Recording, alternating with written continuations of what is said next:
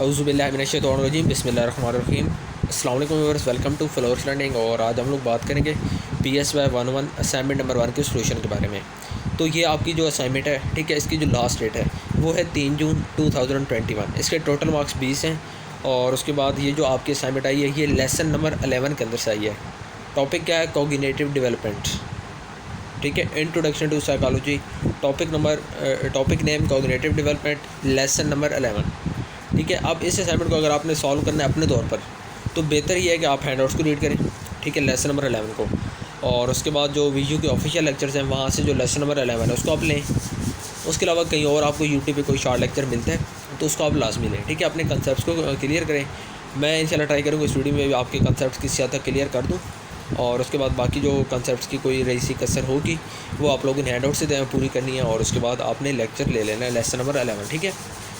तो इसमें आप देखें तो क्वेश्चन नंबर आपका एक ही क्वेश्चन है, ठीक है, क्वेश्चन नंबर 1 ही है, ठीक है। इसमें आप देखें, you have read about Erik Erikson theory in lecture number 11 of your course in detail. Following are few scenarios related to the stages of development presented by Erikson. ये कह रहे हैं कि आपने जी लेसन नंबर 11 में, ठीक है, आपका जो कोर्स है उसके अंदर आपने डिटेल्स में एरिक्सन की जो स्टेजेस हैं, स्टेजेस ऑफ डेवलपमेंट है, ठीक है, यानी कि किसी भी इंसान की जो ग्रोथ होती है बचपन से लेकर बुढ़ापे तक, तो उसकी जो डिफरेंट स्टेजेस है वो गुजरता है। उस स्टेजेस की जो यानी कि डेवलपमेंटल स्टेजेस जिसको कहा गया है एरिक एरिक्सन की जानिब से, उनको आपने अपने लेसन नंबर 11 में हैंड आउट के ऊपर आपने पढ़ा है, काफ़ी डिटेल में आपने पढ़ा है। तो उन्हीं यानी कि जो सिनेरियोज़ हैं, उन्हीं जो लेसन नंबर 11 है उसको माइंड में रखते हुए इन्होंने आपको डिफरेंट किस्म की सिनेरियोज़ दे दी हैं। आपने आइडेंटिफाई करना है कि इसका जो ताल्लुक है, इस सिनेरियो का ताल्लुक है वो कौन से यानी कि उससे यानी कि कौन सी स्टेज से है। और उसके अलावा उस स्टेज के बारे में आपने थोड़ी सी एक्सप्लेनेशन भी कर देनी है इन टर्म्स ऑफ सिनेरियो, ठीक है। तो बाकी यहाँ पे आपने उम्मीद करता हूँ क्वेश्चन 1 की आपको समझ आ गई होगी। बाकी आपने जो टेबल बनाना है, ठीक है, इस तरह आपने बनाना है।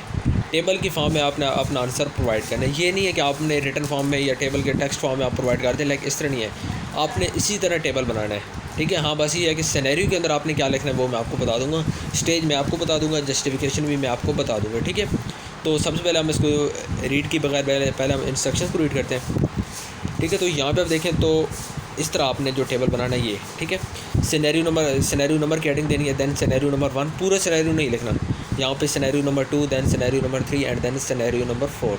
उसके बाद इनकी आइडेंटिफिकेशन हो जाएगी, ठीक है। एक नंबर आपकी आइडेंटिफिकेशन का है, 3 नंबर आपकी जस्टिफिकेशन के, ठीक है। तो टोटल यहाँ पे 5 स्टेजेस 5 सिनेरियोज़ हैं। यहाँ पे 4 मेंशन किए हैं, वैसे 5 है, 5 टोटल यानी कि सिनेरियोज़ हैं। एक सिनेरियो के 3 नंबर है, आइडेंटिफाई करने का 1 नंबर है, ठीक है। हर सिनेरियो के यानी कि 4 नंबर है, तो टोटल 4 हैं, टोटल 5 है। 4 × 5 = 20 नंबर की आपकी असाइनमेंट है, ठीक है। उसके बाद देखें तो आपके लिए जो इंस्ट्रक्शन है उनमें जो ख़ास चीज़ है वो ये है कि MS वर्ड के अंदर बनानी है। और फ़ॉन्ट साइज़ आपका 12 होना चाहिए। और उसके अलावा फ़ॉन्ट जो नेम है वो आपका टाइम्स न्यू रोमन या आपने एरियल सेलेक्ट करना है, ठीक है। इसके अलावा किसी भी फॉर्मेट में आप MS वर्ड के अलावा एक्सेल या पावर पॉइंट या किसी भी यानी कि फॉर्मेट में PDF वगैरह में या इमेज बनाकर आप सोल्यूशन अपलोड करेंगे तो आपको अपलोड नहीं होगा। और अगर आप ईमेल की फॉर्म में सेंड कर देंगे यानी कि ड्यू डेट के बाद या ड्यू डेट से पहले तो भी आपका एक्सेप्ट नहीं होगा। आपने LMS के अंदर जाके प्रॉपर तरीके से अपनी असाइनमेंट को सबमिट करवाना है, ठीक है। उसके बाद बाकी यहाँ पे कोई खास चीज़ नहीं है, वही कह रहा है कि आपने असाइनमेंट एक दूसरे की कॉपी नहीं करनी है। अगर कहीं से नेट वगैरह से आप लेंगे मटेरियल तो उसको आपने चेंजिंग करनी है, अदरवाइज़ आपको मार्क्स नहीं मिलेंगे, ठीक है। तो यहाँ पे सबसे पहले आप देखिए पहली स्टेज क्या है। Nawazish is a 1 year old baby, her parents are the only support which she has at this stage. Nawazish feels afraid when a stranger is present in the room but she become stable as soon as she either of her parents. तो इसमें क्या कह रहे हैं कि एक नवाजिश यानी कि 1 साल की एक बच्ची है, ठीक है, और उसके जो पेरेंट्स हैं वो उसकी ओनली सपोर्ट है। लेकिन जब भी यानी कि कोई कमरे में एक स्ट्रेंजर, कोई भी अननोन बंदा कमरे में दाखिल होता है तो जो बच्ची है वो अफ्रेड हो जाती है, यानी कि खौफज़दा हो जाती है। लेकिन जब वो यानी कि जैसे उसके पेरेंट्स रूम में आते हैं तो उसके बाद जो बच्ची का खौफ है वो ख़त्म हो जाता है और वो कंफर्टेबल महसूस करने लगती है। तो इसको एरिक एरिक्सन ने क्या कहा है, ये होती है ट्रस्ट वर्सेस मिसट्रस्ट, कि उसने अपने पेरेंट्स के ऊपर ट्रस्ट कर लिया, ठीक है। ट्रस्ट वर्सेस मिसट्रस्ट, तो ये जो यानी कि स्टेज होती है ये बर्थ से लेकर यानी कि पैदाइश से लेकर तकरीबन 1 साल 1.5 साल तक, 12 महीने तक या 15 महीनों तक, समटाइम 18 महीनों तक यानी कि 18 महीनों तक भी चली जाती है, ठीक है। लेकिन मेन जो इसका पीरियड होता है, ठीक है, यानी कि एवरेज पीरियड वो यही होता है कि 1 साल या 1.5 साल इसके अंदर। अब ये भी 1 साल के अंदर आ रही है। Nawazish is a 1 year old girl, 1 साल की लड़की है। तो इसका क्या मतलब है, ये क्या है, ट्रस्ट वर्सेस मिसट्रस्ट। उसके बाद जस्टिफिकेशन में आपने क्या करना है मैं आपको बता देता हूँ। उसके बाद cream is a 10 years old boy, he has several friends of the same age. Cream has recently won a race for his school and feels that his achievement has increased his self esteem. तो cream जो है वो 10 साल का एक लड़का है, ठीक है, और उसके काफ़ी उसके साथी फेलोज़ भी हैं। और रिसेंटली क्रीम ने रेस में यानी कि एक स्कूल में एक अचीवमेंट हासिल की है, और इससे जो उसकी सेल्फ़ स्टीम है उसमें इजाफा हुआ है। तो इसको कहा जाता है इन्फेरिटी, ठीक है, इंडस्ट्री वर्सेस इन्फेरिटी। उसके बाद थर्ड स्टेज है, ठीक है, इसको हम आप डिस्कस नहीं करते, हम डायरेक्ट अब चलते हैं सोल्यूशन की तरफ।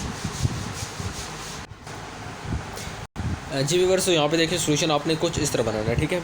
स्टार्ट में देखिए मैंने क्या लिखा, PSY11 असाइनमेंट सोल्यूशन आपने भी इस तरह ही लिखना है। आप अगर लिखते हैं PSY11 assignment number 1 and then उसके बाद तीसरी लाइन में लिखते हैं मिस्टर स्प्रिंग 2021, और उसके बाद जो आखिरी लाइन होगी उसमें लिखते हैं इंट्रोडक्शन टू साइकोलॉजी। उसके बाद अपनी स्टूडेंट आईडी और अपना नाम आप ऐड कर दें तो वेल एंड गुड, ये एक अच्छा सिनेरियो अच्छा इंटरफेरेंस आपका हो जाएगा, ठीक है। उसके बाद आपने असाइनमेंट बनानी, इस तरह टेबल आपने बना लेना है। टेबल के अंदर आपने सिनेरियो नंबर क्या देंगे, दैन आइडेंटिफिकेशन, दैन जस्टिफिकेशन, और उसके बाद scenario number 1, scenario number 2, scenario 3, scenario 4, scenario 5। अब सिनेरियो नंबर 1 हमने रीड किया, ठीक है। उसमें देखिए मैंने आपको कहा था ट्रस्ट वर्सेस मिसट्रस्ट। तो ये जो स्टेज होती है इसमें ट्रस्ट वर्सेस मिसट्रस्ट है, ठीक है, ये इसकी आइडेंटिफिकेशन है। उसके बाद जस्टिफिकेशन में आपने क्या लिखना है कि ये जी एरिक एरिक्सन की पहली स्टेज ऑफ डेवलपमेंट है। अब यहाँ पे मैंने पॉइंट्स बना लिए हैं, जस्टिफिकेशन के अंदर भी मैंने पॉइंट्स बना लिए ताकि इंस्ट्रक्टर को समझ आ जाए अच्छे अंदाज से। यहाँ पे अगर हम यहाँ से मैं डायरेक्ट स्टार्ट कर देता, ठीक है, एंड तक मैं चला जाता, यहाँ तक बीच में कोई स्पेस ना होती, कोई कुछ ना होता, ठीक है। तो ये समझने में थोड़ी सी मुश्किलात का सामना करना पड़ता है, लेकिन मैंने यहाँ पे क्या किया कि मैंने इसकी जस्टिफिकेशन की भी पॉइंट्स बना लिए हैं, जिसके बाद पढ़ने वाले के लिए भी आसानी रहेगी और मेरे लिए भी काफ़ी आसानी रही है बनाने में, ठीक है। पहले मैंने जो पहला पॉइंट है वो मैंने क्या लिखा है कि in the first stage of this is the first stage, कि ये एरिक एरिक्सन की जो यानी कि डेवलपमेंट की स्टेजेस हैं उनमें ये फर्स्ट स्टेज है। उसके बाद क्या है कि in seconds in this stage, कि ये वो स्टेज है जिसके अंदर बच्चे जो होते हैं वो ट्रस्ट डेवलप करते हैं, या तो अपने पेरेंट्स के ऊपर या जो केयर टेकर्स होते हैं, ठीक है। लेकिन मोस्टली फैमिलीज़ में जो केयर टेकर्स होते हैं वो पेरेंट्स ही होते हैं, लेकिन कई जो यानी कि हाई क्लास फैमिलीज़ हैं तो उनके अंदर मोस्टली पेरेंट्स बच्चों को नहीं देखते हैं। वहाँ पे क्या होता है, केयर टेकर्स को बच्चों की यानी कि देखभाल के लिए रख दिया जाता है। तो वहाँ पे इसमें क्या होता है कि यानी कि कोई भी चाहे केयर टेकर है चाहे पेरेंट्स हैं, वो जब बच्चे की केयर करेंगे, ठीक है, अब उनके ऊपर बच्चा ट्रस्ट या मिसट्रस्ट की फीलिंग करता है। अगर वो बच्चे से अच्छे अंदाज में पेश आएंगे, अगर वो बच्चे से मोहब्बत करेंगे, ठीक है, बच्चे के साथ यानी कि अच्छा रवैया इख्तियार करेंगे, तो उसके बाद बच्चा उनके ऊपर ट्रस्ट करने लगेगा। लेकिन अगर वो अच्छे तरीके से पेश नहीं आएंगे, यानी कि फजूल में गुस्सा करेंगे, फजूल में बच्चे को डांटेंगे, ठीक है, तो फिर क्या होगा, बच्चा मिसट्रस्ट का शिकार होगा। तो इसमें भी यही है कि जो यानी कि 1 साल की बच्ची है नवाजिश, वो अपने पेरेंट्स के ऊपर क्या करती है, पेरेंट्स के ऊपर यानी कि जब उसके पेरेंट्स रूम में आते हैं तो वो कंफर्टेबल महसूस करती है।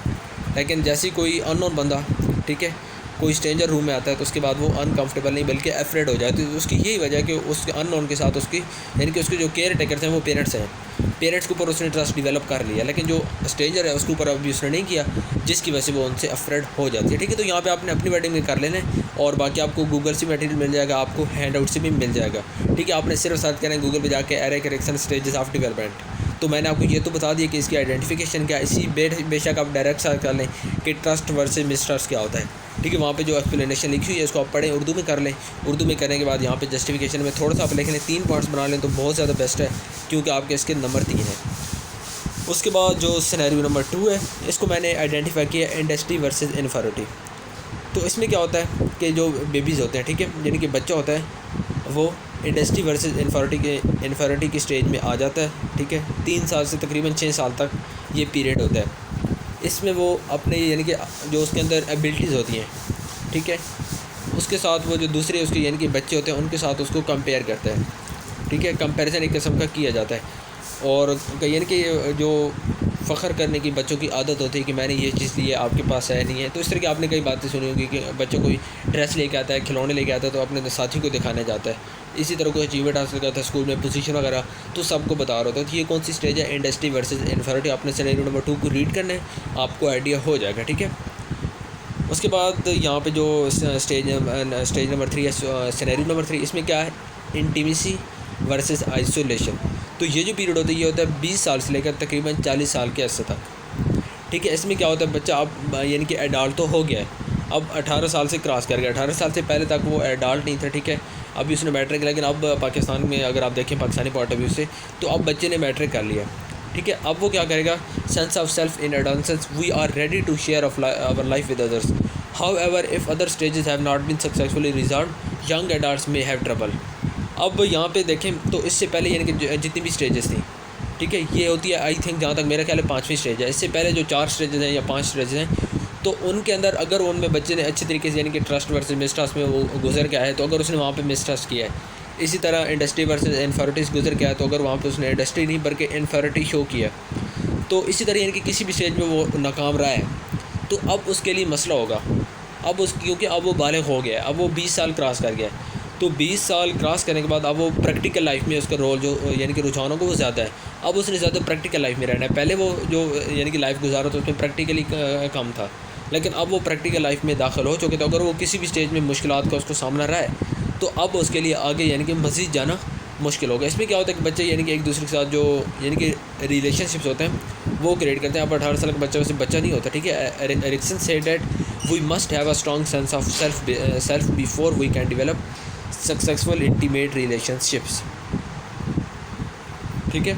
तो इसमें क्या होता है, इसमें जो एज पीरियड होता है ये होता है 20 साल से लेकर 40 साल तक। आप सिनेरियो नंबर 3 को रीड करें, आपको आइडिया हो जाएगा कि इसके अंदर भी जो बात हुई है वो 20 साल से 40 साल तक के एक शख्स की हुई है, ठीक है।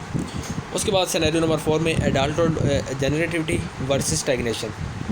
अब इसमें क्या है कि जब भी आदमी, ये होती है 7वीं स्टेज होती है, ठीक है। एरिक एरिक्सन की जो डेवलपमेंट की स्टेजेस हैं उनमें 7वीं स्टेज क्या है, एडल्टहुड जनरेटिविटी वर्सेस स्टैग्नेशन। ये होती है 40 साल से लेकर तकरीबन 60 साल तक, ठीक है। इसमें यानी कि जब भी एक आदमी दाखिल होता है, तो इसका मतलब है कि मिडल एडल्टहुड में अब वो यानी कि दाखिल हो चुका है। Generativity involves finding your life work and contributing to the.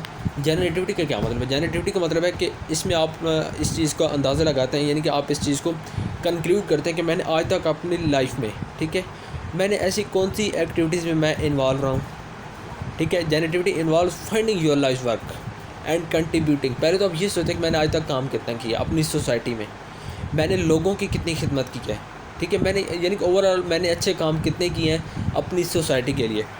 इस चीज़ को आप नोट करते हैं। अगर तो आपने किए हैं फिर आप खुश होते हैं, लेकिन अगर आपने नहीं किए तो फिर इस यानी कि जो एज पीरियड होता है इसमें आप जाकर अपनी सोसाइटी के लिए आपके अंदर एक विश होती है कि यार मैं अपनी सोसाइटी के लिए कुछ ना कुछ कर जाऊँ। मेरी लाइफ ऑलमोस्ट कंप्लीट हो चुकी है, मेरी 40 साल अब हो गई है, 40-45 में हो गया हूँ। अब मेरे ज़िंदगी तकरीबन, क्योंकि जो एवरेज एज कहा जाता है 65-60 कहा जाता है, ठीक है। तो इस एज में यानी कि अब मेरे पास तकरीबन 20 साल एटलीस्ट हैं। तो अब अगर मैंने आज तक अपनी सोसाइटी के लिए कोई अच्छे काम नहीं किए हैं, ठीक है, तो अब मैं अपनी सोसाइटी के लिए कोई अच्छे काम करूँ, ठीक है। कोई भी यानी कि अपनी सोसाइटी में अच्छे काम सर अंजाम दूँ जिससे मेरी सोसाइटी को फ़ायदा हो। अगर मेरी सोसाइटी में कोई बुरा काम हो रहा है उसको ख़त्म करने में अपना किरदार अदा करूँ, अपना रोल प्ले करूँ, ठीक है। तो ये होती है जनरेटिविटी। उसके बाद यहाँ पे आपने इसको पढ़ना है, ठीक है, आपको आइडिया हो जाएगा जो मैंने आपसे बात की है इसमें यही बात की जा रही है। उसके बाद देखें जो सिनेरियो नंबर 5 है, ईगो इंटेग्रिटी वर्सेस डिस्पेयर। तो ये जो एज होती है ये होती है लास्ट एज, ठीक है, from the mid 60 to the end of life, कि मिड 60 से लेकर यानी कि 55-60 से लेकर अब ज़िंदगी की आखिर तक जो स्टेज होती है वो होती है ego integrity versus despair. He said that people in adulthood reflect on their lives, feel either sense of satisfaction or sense of failure, कि अब उन अपनी लाइफ गुजार चुकी होती है, अब उनकी लाइफ तकरीबन ख़त्म है, 60 साल हो गए हैं, अब उनकी लाइफ ऑलमोस्ट ख़त्म है, ठीक है। अब यहाँ पे आकर वो अपनी ज़िंदगी का जायज़ा लेते हैं कि हमने जिस ज़िंदगी में कौन से अच्छे काम किए हैं, हमने ज़िंदगी में कौन से बुरे काम किए हैं। अगर तो वो अच्छे करते हैं, ठीक है, अगर उनकी ज़िंदगी में काफ़ी अच्छे काम हुए हैं और वो इस चीज़ का आइडिया लगा लेते हैं कि मैंने यार ये अच्छा काम किया है, तो इससे उनके अंदर सेंस ऑफ स्पेसिफिकेशन पैदा होती है, यानी कि वो अपनी ज़िंदगी से मुतमईन होते हैं। लेकिन अगर वो कोई अच्छा काम नहीं करते, सारी ज़िंदगी गलत काम करते रहें, चोरी करते रहें, डाके मारते रहें, कुछ भी गलत काम करते रहें, लेकिन अपनी सोसाइटी के लिए कोई अच्छा काम नहीं किया, तो अब उनके अंदर सेंस ऑफ फेलियर पैदा हो जाता है। People who feel proud of their accomplishments feel a sense of integrity and they can look back on their lives with few regrets, कि जो लोग होते हैं, ठीक है, people who feel proud of their accomplishment feel a sense of integrity, यानी कि कुछ लोग जो अच्छे काम करते हैं वो अपनी लाइफ के ऊपर अपनी लाइफ के साथ खुश होते हैं, जो अच्छे काम नहीं करते हैं वो फिर हमेशा यानी कि आखिरी जो ज़िंदगी के कुछ साल होते हैं उनमें हमेशा उनको रिग्रेट रहता है कि यार मैंने ये काम नहीं किया था, ठीक है। तो इसमें ये जो स्टेज होती है इसमें ये चीज़ डिस्कस की जाती है। आपने एक्सप्लेनेशन के अंदर अपनी वर्डिंग में कर लेना। उम्मीद करता हूँ आपको आज की जो वीडियो ये पसंद आई होगी। काइंडली चैनल को सब्सक्राइब कर लें और इसके अलावा बेल आइकन बटन को लाजमी प्रेस करें ताकि आइंदा जितनी भी मैं वीडियोज़ अपलोड करूँ आपको उसका फ़ायदा हो सके।